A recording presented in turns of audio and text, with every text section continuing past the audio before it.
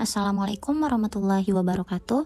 Halo teman-teman, jadi di video kali ini kami akan membahas materi mengenai metode isolasi metabolit sekunder isolasi santon dari kulit manggis, Garcinia mangostana. Adapun video ini dibuat untuk memenuhi tugas mata kuliah praktikum kimia organik dengan dosen pengampu Dr. Nikomang Tridarmayani SSI MSI, Dr. Emi Yuwanita MSI, dan Baik Nila Sariningsih SPD MSc. Secara garis besar, di sini kami akan membahas tujuan praktikum, landasan teori, metode, hasil pengamatan, pembahasan, dan kesimpulan. Yang pertama, tujuan praktikum. Pada praktikum kali ini terdapat dua tujuan. Tujuan yang pertama yaitu mampu mengisolasi senyawa menggunakan berbagai metode kromatografi. Dan yang kedua, mampu melakukan analisis KLT untuk mengetahui kemurnian senyawa yang berhasil diisolasi. Adapun landasan teori dari metode isolasi metabolit sekunder isolasi santon dari kulit manggis, yang pertama yaitu mengenai santon dari kulit manggis, yang mana menurut Nikade Dwi Prajayanti dan kawan-kawan pada tahun 2022 mengungkapkan bahwa manggis merupakan tanaman dari famili Gutiverae yang merupakan tanaman asli dari Asia Tenggara yang dimanfaatkan sebagai sumber antioksidan alami. Menurut Kusmayadi dan kawan-kawan pada tahun 2018 mengungkapkan bahwa kulit manggis mengandung santon, pektin, dan senyawa fenolik sebagai senyawa metabolisme sekunder yang memiliki aktivitas sebagai antioksidan. Menurut Sri Idawati dan kawan-kawan pada tahun 2019 mengungkapkan bahwa metabolit sekunder golongan santon banyak ditemukan dalam tanaman manggis.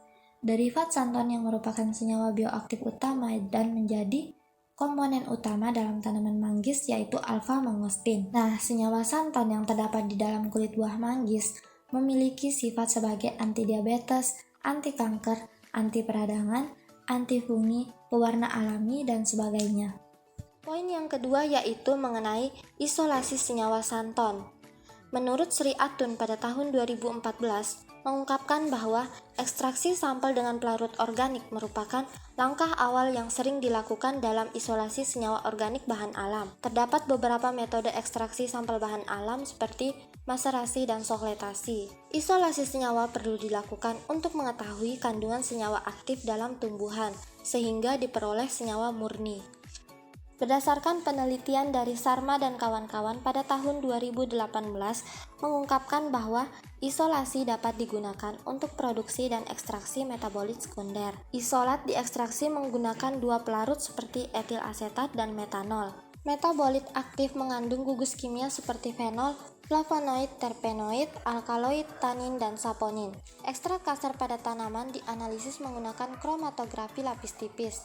Nah, ekstrak tersebut digunakan untuk isolasi senyawa bioaktif. Selanjutnya, tahap yang dilakukan adalah pemisahan dan pemurnian senyawa alpha-mangostin. Sebanyak 4 gram sampel serbuk kulit manggis dipisahkan dengan kromatografi vakum cair dengan perbandingan sampel dan fasa diam sebesar 1:40. Kemudian, sampel tersebut dialiri dengan fase gerak dari pelarut yang paling nonpolar hingga pelarut yang paling polar dan dilakukan masing-masing perbandingan fasa gerak dengan 2 kali elusi pada volume 50 ml tiap kali elusi. Pelarut-pelarut yang digunakan adalah N-heksana 100% dilakukan elusi sebanyak 2 kali, N-heksana banding etil asetat 8:2 sebanyak 2 kali, N-heksana banding etil asetat 6:4 sebanyak 4 kali, N-heksana banding etil asetat 1:1 sebanyak 2 kali, N-heksana banding etil asetat 7:3 sebanyak 2 kali, aseton sebanyak 2 kali, dan metanol dilakukan hingga beberapa kali hingga bersih. Kemudian disiapkan plat KLT yang diberi garis batas pada bagian atas dan bawah. Kemudian ditotalkan larutan ekstrak mangostin dan larutan dari masing-masing tabung reaksi atau Erlenmeyer pada batas bawah plat KLT. Selanjutnya terbentuk spot-spot pada plat KLT dan dilakukan pemurnian fraksi dengan pola noda sederhana serta diamati pita-pita yang terbentuk. Pada hasil pengamatan didapatkan hasil analisis menggunakan KLT. Nilai RF dan warna noda yang tampak pada KLT dapat memberikan identitas senyawa yang terkandung. Nilai RF biasanya dihitung dengan cara membagi hasil jarak tempuh noda dengan jarak tempuh fase gerak atau LWN. Berdasarkan penelitian yang dilakukan oleh Idawati, kristal yang terbentuk dimonitoring dengan kromatografi lapis tipis menggunakan LWN kloroform.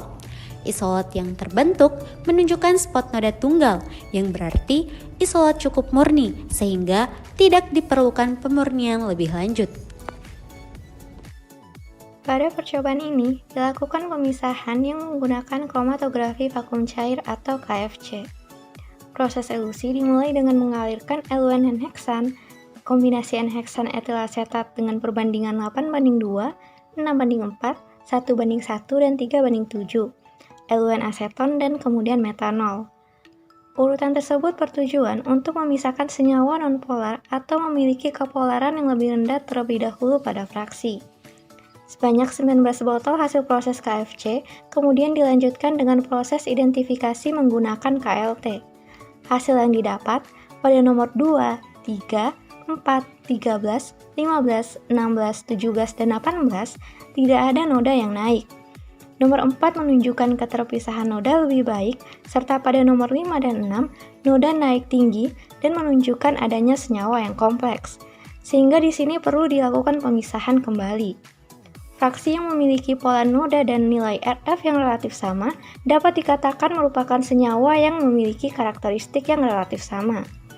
Permatasari dan kawan-kawan pada 2021 mengidentifikasi senyawa santon dengan metode KLT dan kombinasi LWN N-heksan etil asetat 7:3 dan menggunakan reagen semprot cerium sulfat. Hasil reagen ini pada suatu isolat menunjukkan bahwa spot noda kuning merupakan golongan senyawa santon dengan massa yang relatif banyak, sehingga isolat tersebut dipilih untuk analisis lebih lanjut menggunakan spektrofotometer UV vis, FTIR, dan NMR. Jadi dapat disimpulkan berdasarkan isolasi yang telah dilakukan terhadap kulit buah manggis dengan menggunakan metode kromatografi vakum cair dan kromatografi lapis tipis didapatkan 19 botol hasil proses KVC. Sedangkan pada KLT didapatkan nilai RF dan warna noda yang dapat memberikan identitas senyawa yang terkandung. Oke, sekian presentasi dari kelompok 2A. Terima kasih sudah menonton.